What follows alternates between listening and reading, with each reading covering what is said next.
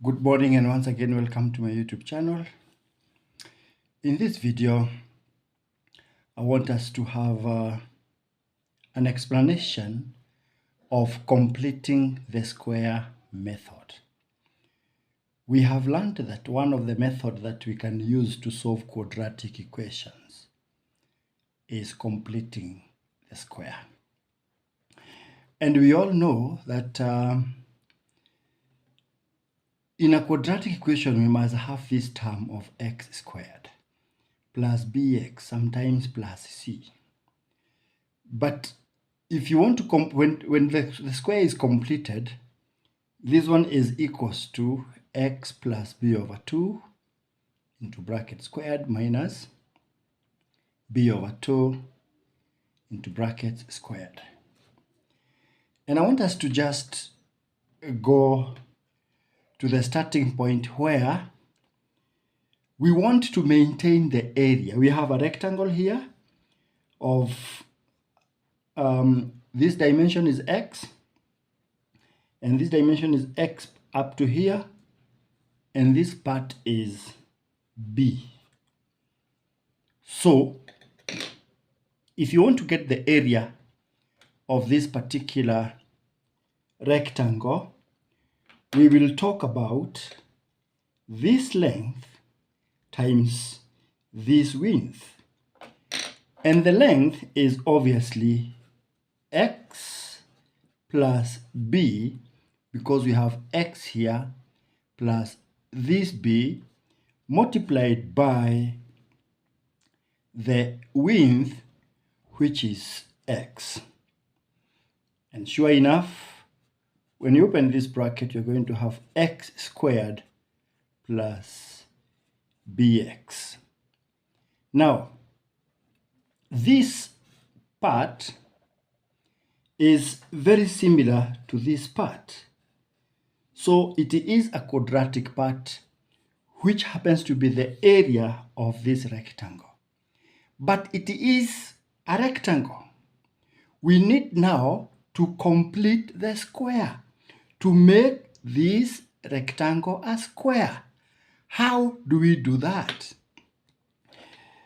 You can see the difference between this length and this length is just b. So this part is x and this part is x. B is the difference between the two. That means what? If this b is shared between the length and the width, then we are going to have a square. What do we mean by that? So if we divide this part of the rectangle from here to here into two equal parts that way, the length that we are going to be left with, this part, is b over 2. And this part is b over 2. Remember, this is x. So if we pick now this rectangle, if we pick this half of the rectangle after dividing and placed it on top here, let us see how this one will work. Assuming that we have picked that part of the rectangle, so we are having something that looks like that. And this, we put this small rectangle here, and remember, because the width was x, it reaches there, because this part is also x. And this part now is b over 2, because it is part of what we divided by 2. So what are we having?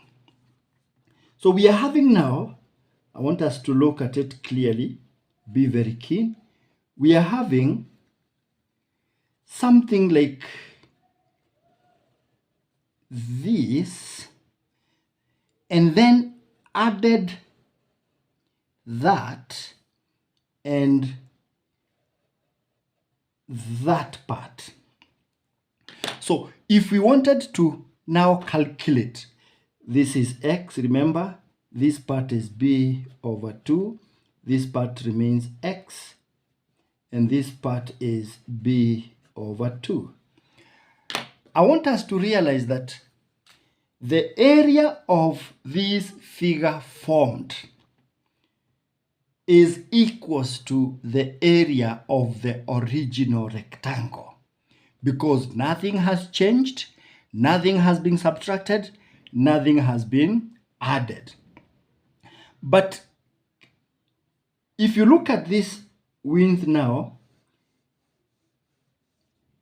the dimension of both sides is x plus b over 2.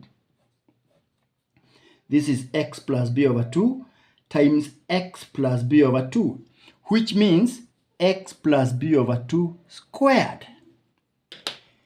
But if we do that, we will have included this part which is shaded red in the area. And we know clearly it was not part of the original rectangle. So that we can maintain the area of the original rectangle, this only gives us the area of this square, because the dimensions are now the same. That length times that width. But so doing includes this part which must be subtracted. How do we go about it? So the area of what we have now minus the area of the shaded part. And it is also a square. This part is b over 2, and this width is also b over 2. So minus b over 2 again times b over 2 squared. And that is exactly what we are looking for.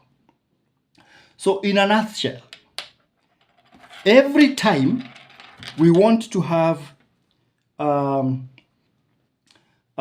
to complete the square, you have already seen that x squared plus bx is already equals to what we have come up with, which is x plus b over 2 squared minus b over 2 squared.